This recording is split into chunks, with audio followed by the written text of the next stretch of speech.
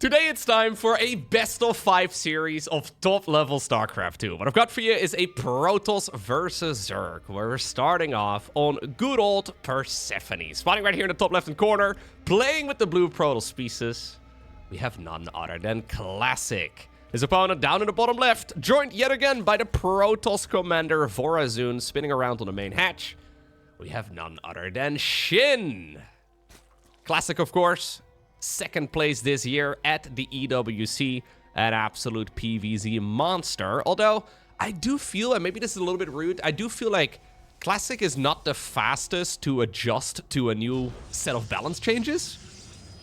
I mean, I don't mean that in a rude way. It's just that, like, a lot of players are really quick to come up with new build orders and new strategies and all the rest of it. Classic usually lags behind a little bit, but once the meta settles really nicely, that's usually when Classic is at its most powerful. And usually right at the end of like a season of balance changes, usually at the end is when all the big tournaments are.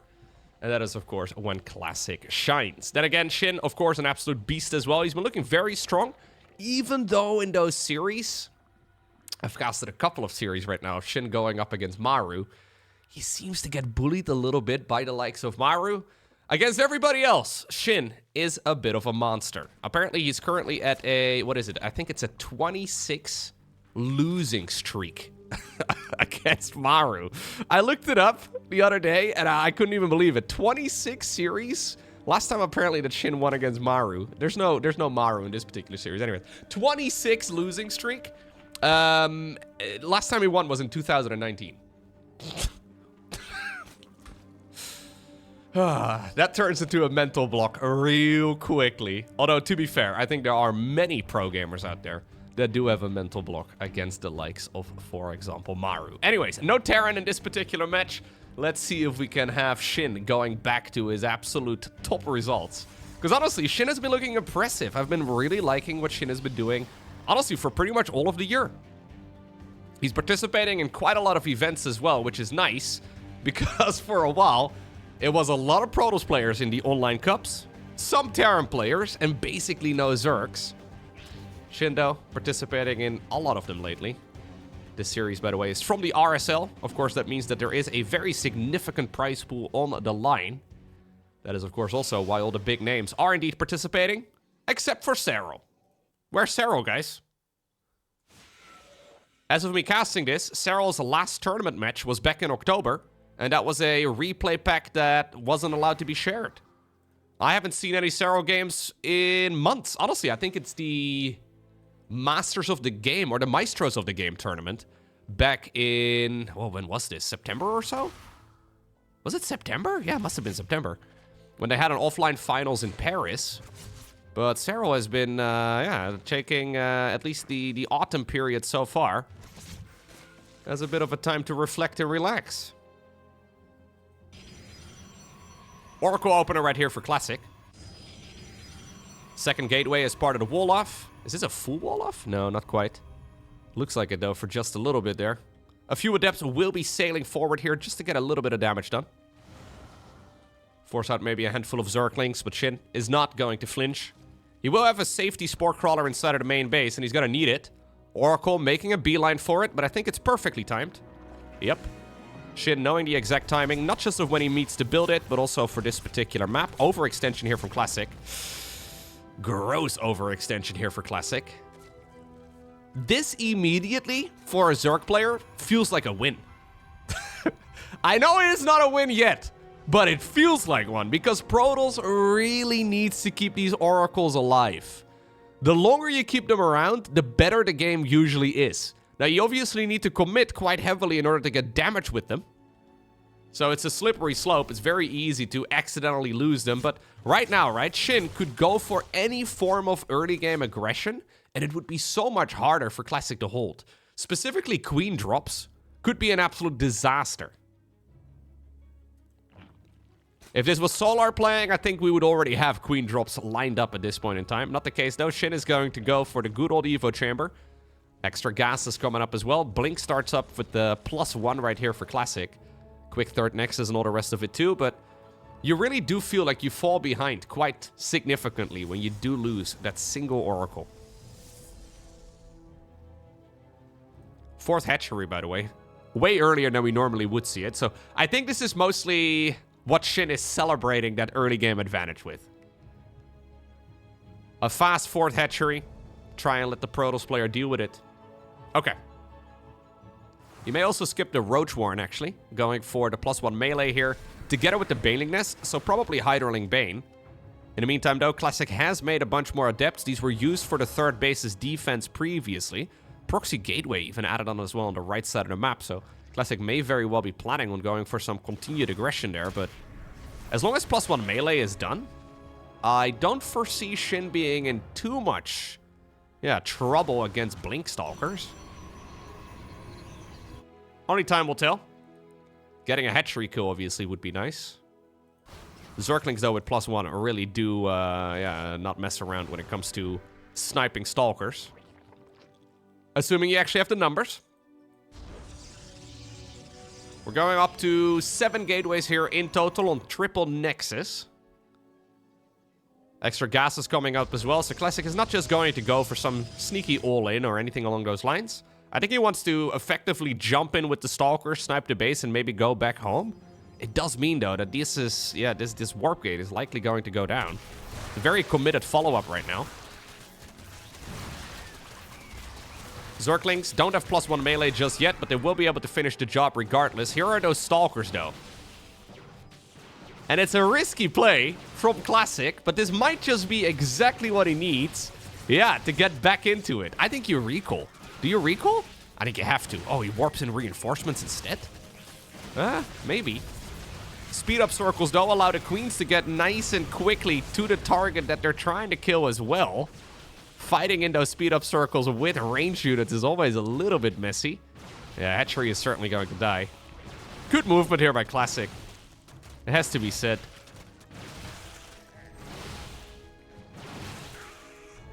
Spire, by the way, on the back of this. It's not Hydraling Bane yet. We don't even have Baneling speed, do we? No. Instead, he's going to go into Mutalisks right now. I think that's the plan. +1 melee is really good against these Stalkers, but the Stalkers are still significantly more oppressive. Now we recall? Oh, okay. You know what? That worked out so much better for Classic than I expected it to. He lost 3 Stalkers.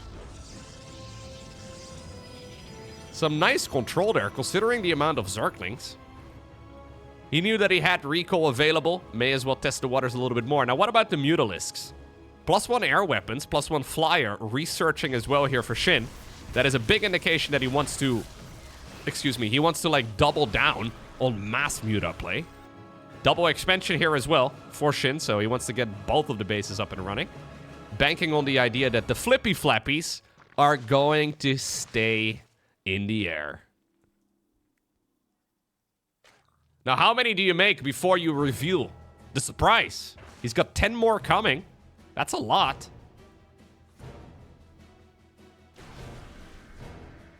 The highway on the right side of Persephone is going to be used yet again. They're so quick. Oh, dude, it's we're basically okay. We're up to 24-ish mutas here. Not all of them are out. Apparently, the best way to fight fire is with fire. At least that's what Shin has decided to do. Keep in mind that mutas are not great at straight-up combat. Zealots, by the way, did end up killing the base. Stalkers did end up killing the base on the right side. Here we go, back onto the interstate. Light up your engines. There we go. Oh my god. Well, was it an overextension in the end? Because now the Lings are going in for their loving embrace. And I think Classic is going to pay the price for this eventually now. Yeah, he was getting a little too comfortable on the highway. You never want to be complacent when you're driving at your maximum speed, Classic. Come on.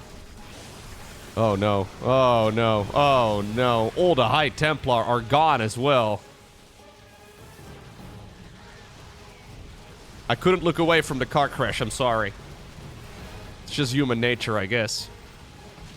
So Shin effectively saving up like 25 or so mutas, then revealed them, I guess, in the main base, but he had way more on the back of it. And when you're dealing with this many mutas, it is just so difficult to actually counter them. It always feels like Protoss, like half of the Protoss units counter mutas as it is. But when so many of them show up all in one go, it's pretty much impossible to stop the flood. I guess I should say the swarm. Yeah, pretty much impossible to stop the swarm. Seems more appropriate. And that will take us to the magnetic north.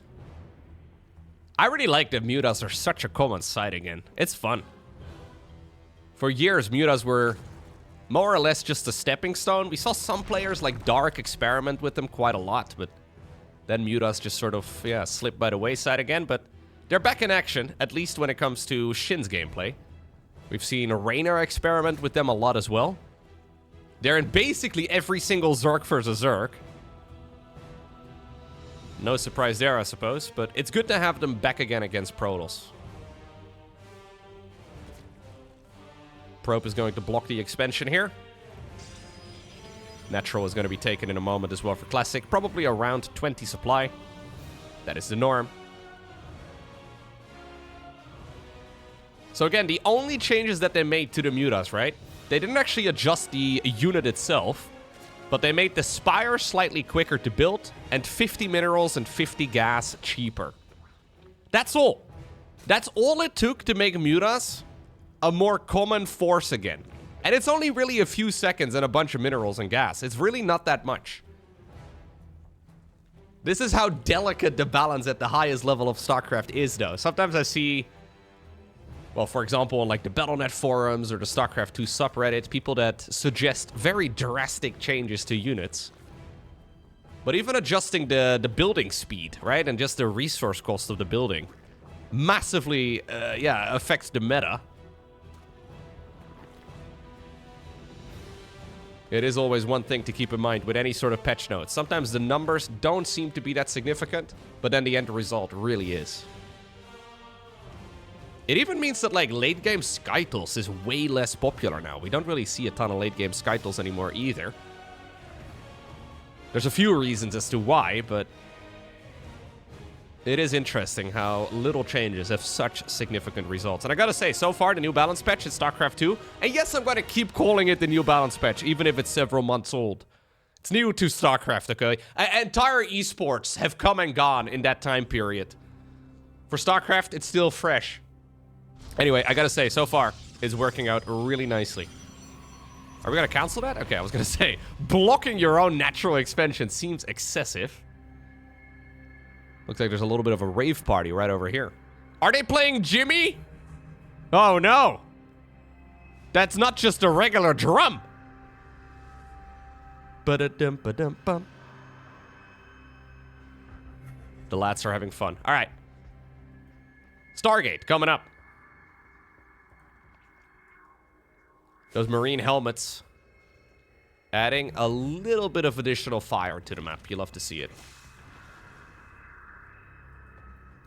I'm assuming we'll go for the Oracle build yet again.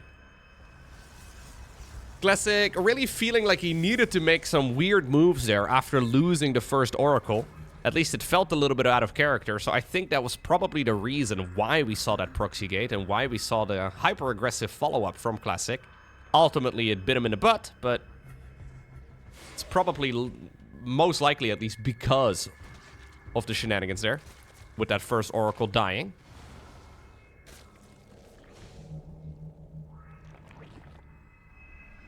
Okay, let's see. Yeah, so what you want to do is dive deep, kill everything, but lose nothing. Good luck! This is when StarCraft 2 turns into a MOBA. Hey, there's another one playing Jimmy. Alright, anyways. This is when StarCraft 2 turns into a MOBA. This is your new hero unit, Classic. Okay. Great. Oh no. Fly away. Maybe I should have bought some other items. That's what MOBA players talk about, right? I don't know. Maybe you should have brought some other items, man. Join up with the support or something. Ping the map 17 times. Post a question mark. That's important, right? This is what you do when you play MOBAs. Ping the minimap. Post question marks in the chat. All right, double Oracle, enough to one-shot drones. It's a little iffy. I don't love it. 3 kills though, and he didn't lose any of them this time around. But it didn't feel very smooth. You know, we should have Shin posting a question mark in the chat right now. That'd be really funny. Glaive to Depths are going to be the follow-up right now for Classic. He will be adding on the good old update to these units. It's a attack speed improvement, of course, for the Adepts. Makes them far more formidable when it comes to fighting drones. Considering Shin skipped out on a Roach Warren in the first game of this series, not a bad idea, and he's doing it again in this particular instance too. Lair did start up about 5 minutes into the game, a little bit later than that, and no Roach Warren available. 4th Hatchery does come up. No Bailing Nest or anything along those lines either, so Shin is cutting some corners. And that means that these Adepts might just be able to get all the damage done that they ever wanted to deal. Yeah, I don't like that. It's not smooth, right? You notice how it's like he appears and then he has to kind of back up because the cooldown wasn't yet available again? It's not the end of the world, but it's not as clean and as tidy as you would like to have it. Oh, this could be nice, though. The drone's trying to break through all of it, but yep. Doesn't take much for them to immediately disappear. Loads of Zerglings are going to pay the price. And clean execution or not, it does not matter. Shin skipped out the Roach Warren and the Bailing Nest, and this is why you generally don't. Next up, we find ourselves on the map Evil Heart. Shin rushing out a gold base. This is all the way in the upper left. There is a mirrored location as well in the far bottom right. Classic did go for a probe scout. Is he going to be able to piece one-on-one together? So this is not an official tournament map in StarCraft 2. It's one they are running, I believe at the very least, only for the RSL right now. I don't believe any other map in the StarCraft 2 tournaments is, or any other tournament rather, is using this map. So how experienced is Classic really going to be? He needs to find out, first and foremost, where the base is located. Alternative location could be the good old 3rd base. Maybe he just took that as his very first expansion. Nothing all too weird. There are 2 locations on this map. Classic is likely to check the both of them. He's gonna notice a drone transfer, though. Oh, he doesn't. Oh, he does. Okay. Yeah, at this point, he sees a little train of workers quietly making their way towards the top left. Okay. Whatever plan Classic had, it needs to be thrown out of the window, into the bin. Get rid of it, because we have a new top priority. This hatchery cannot be left uncontested. Now, golden minerals return 7 minerals a trip, rather than a conventional 5. For every 1 second or so, a little bit more, like every 1.1 second or so that the drones are transferring, they do lose about 1 mineral of potential mining time. So there is certainly a loss there, and it does take a little bit for Shin to play that catch-up game. For the time being, everything is fine here for Classic, but obviously if this base is up for long enough, it becomes massively problematic. I really like that there's a Zealot here, by the way. Not the norm to make a Zealot first, but he saw the lack of natural expansion on the low ground, and he decided to just build it, in case it was like a proxy hatch. There's Brenda. How much damage can Brenda do here? Well, I think she's going to finish the job eventually. A bunch of Zerglings are sacrificing themselves. Now the Adept shows up, though. And this is starting to look a little bit problematic here for Classic. Eventually, these units will die, right? We have a Roach Warren right now on the back of this. We have Zergling speed on the back of this, too. It's all going to get sniped, right? So we do have a bunch of kills across the board, but at this point, Link speed is just seconds away from finishing, and it'll be hard for Classic to really continue the pressure. So, Twilight Council coming up right here. I'm guessing we will be adding on the probably Glaive to Depths, or maybe even Charge first. But it's gonna be forever until that upgrade is done. Okay, Glaive to Depths yet again. It's gonna be forever until this upgrade is actually finished. Shindo still in survival mode. Oh, he's actually doing an all-in of his own. Wait a second. Shin with the double bait. He baited his opponent into pushing into the top left, and then he's following it up with more aggression. Dark Shrine, by the way, as well here for Classic. This is becoming a bit of a weird game. If Dark Templar are out, they will kill everything. There's no lair, there's no detection for Shin whatsoever, but Shin is already going for an all-in right after securing that base in the top left. Okay. If there would be a Stargate follow-up, these roaches would also die so easily. No Stargate follow-up in this particular game. It would have already shown up. As a matter of fact, those drones probably would have already died. Right about right now is when they would have, well, been dead. Since they're not, he probably knows it's a Twilight Council-based opener. Adepts, though, do shade forward. The Dark Shrine, though, it's coming. Okay, it's scouted as well here by the Zerg. Nice re-walling by Classic. Obviously, if you can get like 5 Dark Templar out, this push is going to be so easily held. Problem is, you do need to have the gateways available. The Adepts are going to fall, and now the, Pylon is next. Dark Shrine, though, is here. Couple of Dark Templar do get warped in. It's one of those games where technically, Protoss beats all of this. But the question is, how quickly are they going to be able to beat it? I am a little afraid here that despite the fact that the Dark Templar are working hard, that everything from the Protoss is gone by the time that they finally finish the job. Okay, well, there was a probe that built a sneaky little pylon right over here. Does he have the money? Okay, one more Dark Templar in the wall-off. Dark Templar in the wall-off, by the way, can prevent any unit right now from getting in. 27 probes have already died. Classic is now down to just 8 workers. He's got less than he started the game off with. And it's not even the end of the aggression just yet.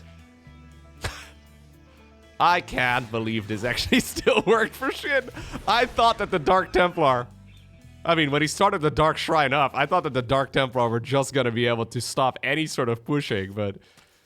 that was incredibly thin defense. And in the end... well, this Dark Templar also decided to move away. Maybe all army hotkeyed? I'm not entirely sure.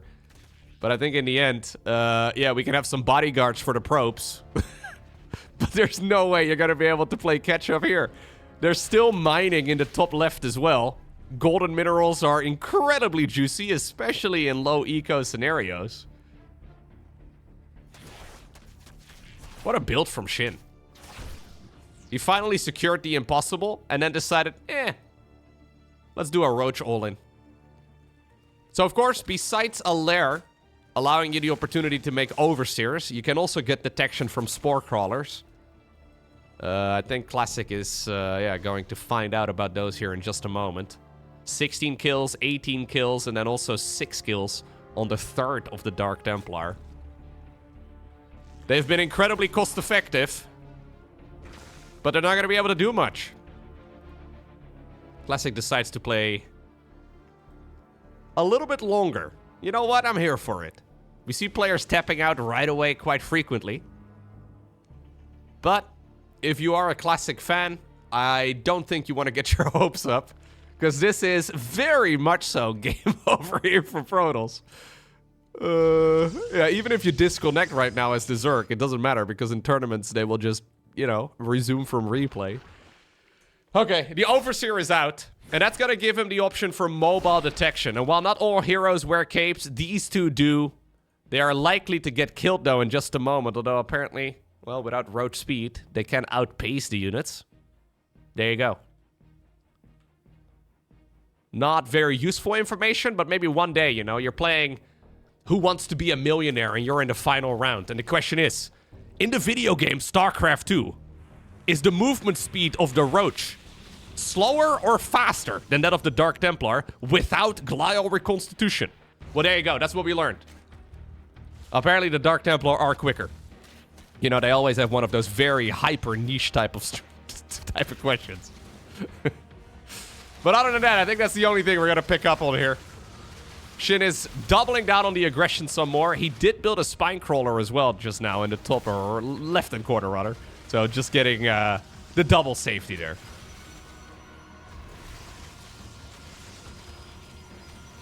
And while maybe Classic believes that Zerg's economy has not been that good all along, it could certainly be a misread. There's just really no way he's going to be able to compete with this. Fun fact, by the way, with Archons, when you morph them in from Dark Templar or High Templar, they do get the merged kill count. So this Archon technically hasn't made a kill itself, but maybe one. It does have 25 kills to its name already.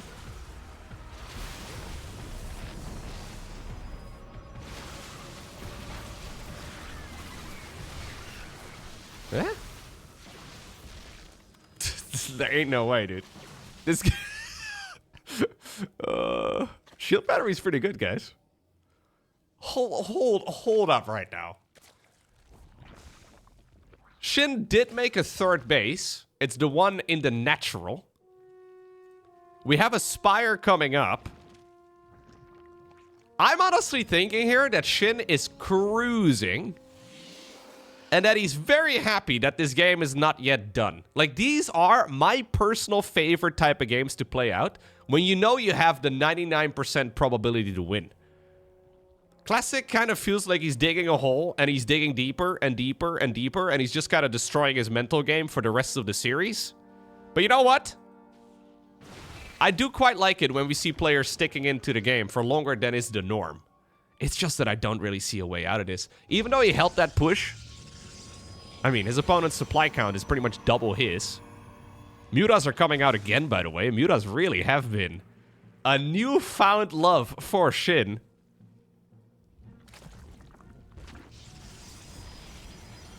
Blink coming up 10 minutes into the match. You know, I've played enough XCOM, though, to know that a 99% chance to hit doesn't mean that much. The point-blank shots, 99% probability to hit. I feel like it misses at least 1 out of 5 times. I don't understand how that makes any sense. But I feel like every XCOM player, every turn-based Trinity player ever has experienced the same thing. Alright, Mutas are going in. Double Stargate, by the way, here for Classic. I would like to see what he's cooking up. I mean, there's no way. So now we're getting into the territory of the main base running out of minerals before a third base has been taken. Classic needs to get a base going here ASAP. Shin, by the way, I gotta respect it as well. Just playing the most safe game that he can ever go for. +1 flyer, yet again. Gas is over at the 4th base, just for the, well, Muta production. This is Shin, yet again, going mass Muta and basically Muta only. Huh, how many Mutas does it take to out-heal or out-DPS a healing shield battery? Apparently the answer is about, well, however many there are right now, like 16 or so. No, a little less, I think, because there were some still on their way. 1 or 2 of them died. Phoenixes are coming. Protoss backing up to the high ground. Shield battery still really nice. Since there's no wall off, though, over here on the low ground anymore, Shin decides to just sort of test the water with the leftover ground units, too. Man, this does speak volumes, though, to the resilience of Protoss. Keep in mind, Classic was at like 8 workers, maybe even 6 workers. He was at like 6 workers versus maybe 30 or so? Game still goes on for another 5 minutes, but there's really no other outcome than Shin winning it. GG. Next up, Game 4 of this Best of 5 series. It takes place on the map Winter Madness. Very normal builds from the both of them, so I decided to fast forward to minute 2.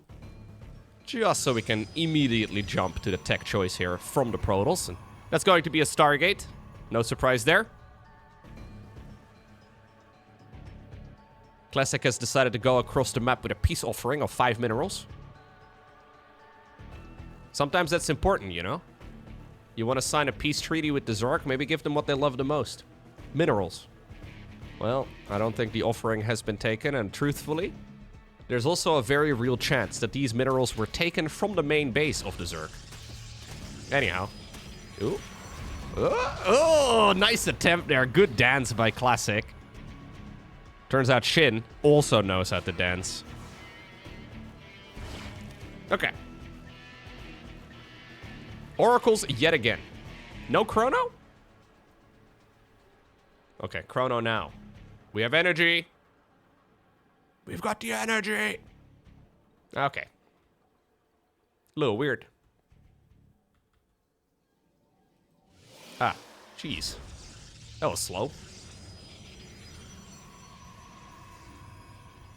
Unless we queue up a second Oracle immediately, that Chrono is actually kind of wasted.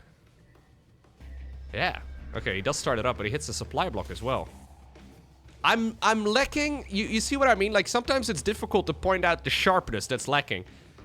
We saw it as well in the previous games of this series. We're lacking that, like, 5% refinement that really separates the great players from the very best. And Classic is, at least in my mind, considered to be one of the very best players in the entire game. Slow reaction speed over here as well. It's just all a little bit flimsy. Like, none of it in isolation is a big deal, but when you're going up against a player, and I haven't really caught Shin having similar issues, although I'm sure he's made little mistakes here and there as well. But it's those little things that can really add up over the course of a game. Usually Zerk actually is a little bit more forgiving as far as that goes. Because of the larva mechanic. A blessing and a curse for the StarCraft Zerk players, but Queen's in the perfect spot. 2 drones. Okay. 4 or 5 in total. It's not bad. We do have 2 orange HP right here, 40 oracles, but that's not a big deal. As long as they're alive, at least, and they can be used for the defense. 5 drones is okay. 6 drones in total. Certainly nothing to scoff at. +1 melee again for Shin. Now, is he going to skip out the Bailing Nest and the Road to Warren once more? It is not Glaive to Depths this time. It's going to be Stalkers with Blink and then also +1. Now, Shin has seen this. And one little observation I have made with Classic's games in particular is that when Classic builds the Forge next to the Twilight Council, it's always Blink. When he puts it somewhere else or he skips the Forge, and it's only a Twilight Council, usually it is going to be Charge or Glaive to Depths. I'm sure this is not always the case, but it is something that I've seen in a lot of Classics games.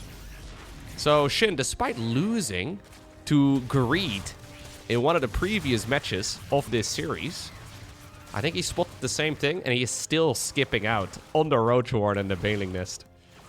Now, he's already taking a lot of damage, though. These Adepts have been hurting.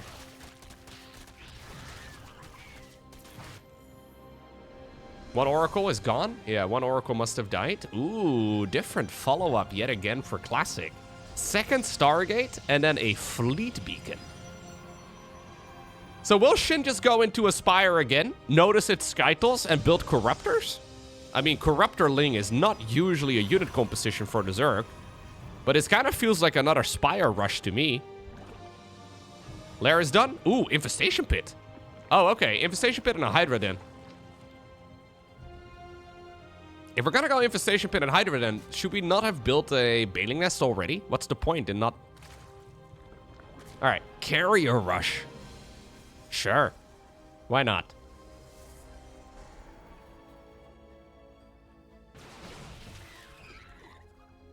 That does mean, of course, that Shin is not gonna have a Spire available. This scout over here is gonna be huge. Your warriors have engaged the enemy. Thank you to the announcer right there of Shin. A big fan of the Diva announcer. Of course, he's got the Vorazun decal spinning around on the main lair. My current working theory, and I have 0 ways of proving this, but I think Shin is an anime enjoyer.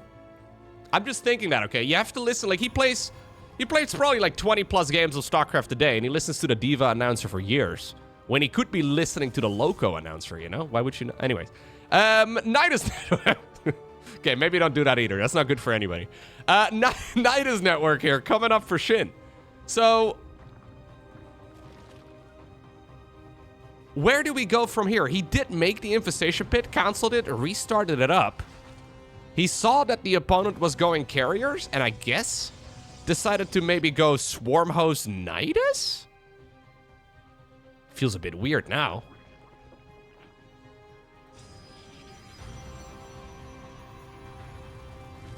Are we just gonna bring the queens? Oh, it's actually just Queen Hydra now.